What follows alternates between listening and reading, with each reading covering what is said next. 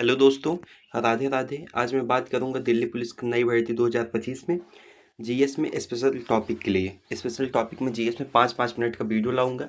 आज मैं पहली वीडियो ला रहा हूं जनगणना 2011 की, जो कि मतलब एक क्वेश्चन इसका बनता है। किसी किसी शिफ्ट में 2 क्वेश्चन बन जाता है, 2 नंबर आपके यहाँ से पक्के होते हैं।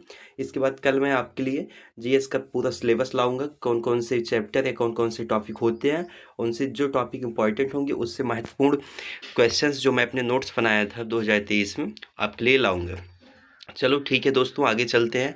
जनगणना 2011 में मैं क्या क्या आपके लिए लाया हूँ, आगे देखो। ठीक है दोस्तों, मैं अपना नोट्स लेके आ गया हूँ। आप देख सकते हो जनगणना 2011। सबसे पहले इसके थोड़ा फ्लैशबैक में चलते हैं, जनगणना की शुरुआत कैसे हुई है। अब यहाँ आप देख सकते हो भारतीय शहर में पूर्ण जनगणना पहली बार ढाका में हुई थी। मतलब भारत विभाजन के पहले जो हुई थी 1830 में, वो ढाके में हुई थी। जो मतलब किया कौन था, किसके द्वारा हुई थी? हेनरी वाल्टर के द्वारा।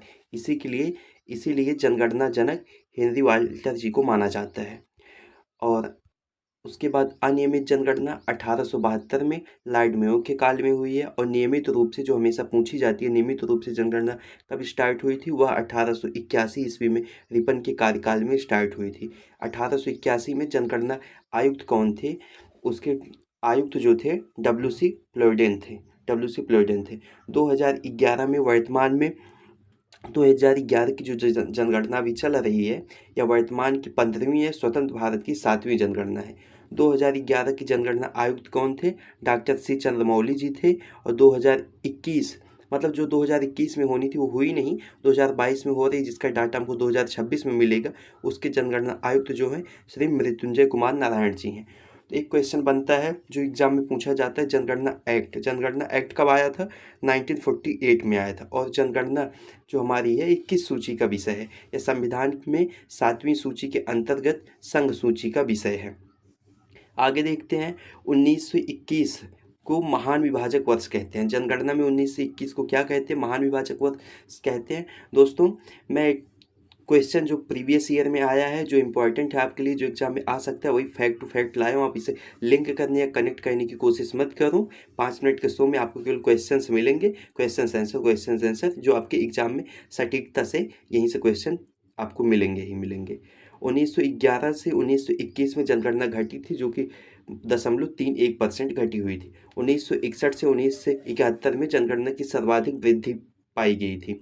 जनगणना 2011 की जनगणना में 10 की वृद्धि कितनी थी? 2011 की जनगणना में जो 10 की वृद्धि थी वो 17.70 थी। और वार्षिक वृद्धि 1.64% थी। 2011 की जनगणना के अनुसार भारत की जनसंख्या का कितना परसेंट नगर में वास करते हो, कितना परसेंट ग्रामीण में? तो नगर में 31.1% जनसंख्या नगर में निवास करती है, और 68.9% जनसंख्या ग्राम में निवास करती है। जो कि पूछा जाता है नगर में जनसंख्या कितनी परसेंट रहती है? 31.1%। सर्वाधिक वृद्धि मतलब 2011 में सबसे ज़्यादा वृद्धि किस स्टेट में, मतलब किस राज्य में और किस यूटी में हुई थी? स्टेट का हम देखते हैं तो ऊपर छोटा सा लिखा हुआ आपको दिखाई दे रहा होगा। तो स्टेट का जो है मेघालय था, जिसमें 27% की वृद्धि पाई गई। और यूटी में दादर नगर हवेली की 55.58% भागीदारी पाई गई थी, मतलब बढ़ोतरी वृद्धि पाई गई थी। न्यूनतम वृद्धि किस स्टेट में हुई थी? एक ही स्टेट था जो नागालैंड था, वहाँ पे जनसंख्या बढ़ी नहीं, जनसंख्या वहाँ पे घटी हुई थी 0.58%। माइनस इसलिए लगा हुआ है कि आपको पता चले कि जनसंख्या वहाँ पे घटी हुई। भारत का लिंगानुपात 2011 में कितना था? भारत का लिंगानुपात 2011 में 943 था। मतलब 1000 पुरुषों पे केवल 943 महिलाएं थी। मतलब अभी भी आप देख सकते हो कि 57 बच्चे ऐसे रहेंगे जिनकी शादी नहीं होगी। तो मैक्सिमम लिंगानुपात किस राज्य में था? केरल में। आप डाटा भी याद करो, केरल में कितना है? 1084। दूसरे नंबर पे आता है तमिलनाडु में 996। केरल ऐसा है कि वहाँ 84 महिलाएं ऐसी हैं जिनके लिए पुरुष ही नहीं है। तो तमिलनाडु में 996 महिलाएं 1000 पुरुष पे पड़ती हैं। तो मिनिमम लिंगानुपात देखा जाता है तो हमारे भारत में मिनिमम लिंगानुपात हरियाणा में है, 879 है। मैक्सिमम लिंगानुपात आप पुदुचेरी, जैसे आप राज्य का देख लियो वैसे आप वहाँ का देखिए यूटी का, तो पुदुचेरी में 1037 महिलाएं पढ़ती हैं 1000 पुरुष पे, और मिनिमम सबसे कम जो है वो दमनदीप में है 618, जो आपके सामने लिखा हुआ है। इसे आप 2-3 बार देख लो, 5 ही मिनट का वीडियो है, 15 मिनट जाएगा आपका, आपको रिवाइज हो जाएगा। और नहीं होता है तो आप इसे याद भी मतलब नोट कर सकते हो। ठीक है दोस्तों, अब आगे का जो है आगे वाली PDF में देखिए। हाँ दोस्तों, ठीक है, देखते हैं। 1971 तक साक्षरता का जो आधार था, मतलब साक्षर कितने वर्ष के आदमियों को माना, क्या बोलते हैं, व्यक्तियों को माना जाता था साक्षर। 5 साल से ऊपर के जितने थे उनको साक्षर माना जाता था, लेकिन 5 साल की आयु ली जाती थी साक्षरता को तय करने के लिए। तो अब वो 1971 के बाद सिर्फ 7 वर्ष हो गई, जो उसका पैरामीटर था वो 5 साल से बढ़ाकर 7 साल कर दिया गया है साक्षर पता करने के लिए। तो भारत की साक्षरता जो ओवरऑल है 74.4% है, आप देख ही सकते हो। भारत की साक्षरता जो है ओवरऑल 74.4% है, और पुरुष की साक्षरता अलग से देखी जाए तो 82.14, और महिला की 65.46 है। महिला की 65.46 है। शीर्ष साक्षर राज्य जो है भारत में केरल है, 94% है, और मिजोरम दूसरे नंबर पे मिजोरम आता है, जिसकी 91.3% है साक्षरता। और वैसे देखा जाए शीर्ष साक्षर यूटी तो हमारा लक्षद्वीप है 91.8%, और दमन दीव है 87.1%।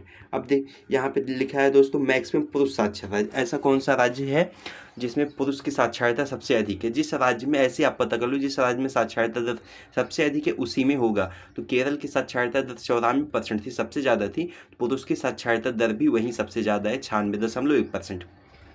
मिनिमम पुरुष साक्षर राज्य बिहार, बिहार में पुरुष की साक्षरता 71.2 है, सबसे कम साक्षर राज्य भी बिहार है। यहाँ पे पुरुष में साक्षरता में भी सबसे कम है, यहाँ ऊपर है, आप देख सकते हो। और सबसे कम साक्षर राज्य ओवरऑल में, जैसे पुरुष महिला मिला के भी, बिहार ही है 61.8%।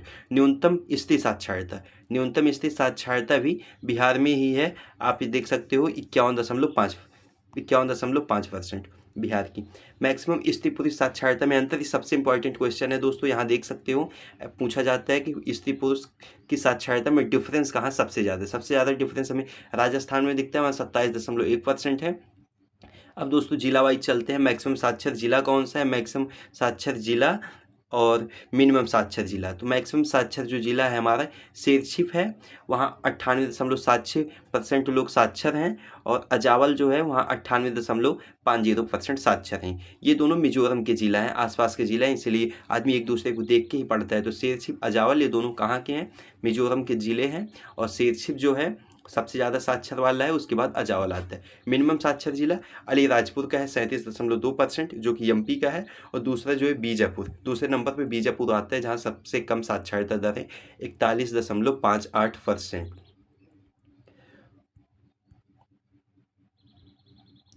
उसके बाद देखते हैं दोस्तों भारत की जनसंख्या घनत्व। भारत की जनसंख्या घनत्व में देखेंगे, भारत की जो जनसंख्या घनत्व 382 किलोमीटर स्क्वायर, मतलब 1 किलोमीटर में 382 लोग रहते हैं पूरी भारत का ओवरऑल देखा जाए तो शीर्ष जनसंख्या घनत्व वाले राज्य जो बिहार हैं, बिहार की 1 किलोमीटर एरिया में 1106 लोग रहते हैं। उसके बाद आता है वेस्ट बंगाल, वेस्ट बंगाल में कितने, 1028 लोग। न्यूनतम साक्षर जो है, न्यूनतम साक्षर राज्य हमारा अरुणाचल प्रदेश है, वहाँ 17 लोग रहते हैं 1 किलोमीटर में। दूसरे नंबर पर मिजोरम आता है 52। अब देखेंगे यूटी में सबसे जनसंख्या घनत्व वाला यूटी कौन सा है।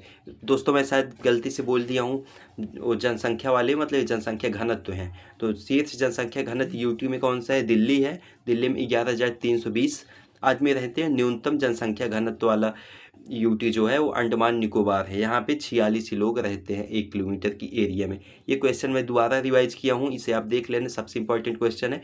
स्त्री पुरुष साक्षरता वाले राज्य में अंतर है, सबसे ज़्यादा किस में है, वो राजस्थान में 27.1% के आसपास है।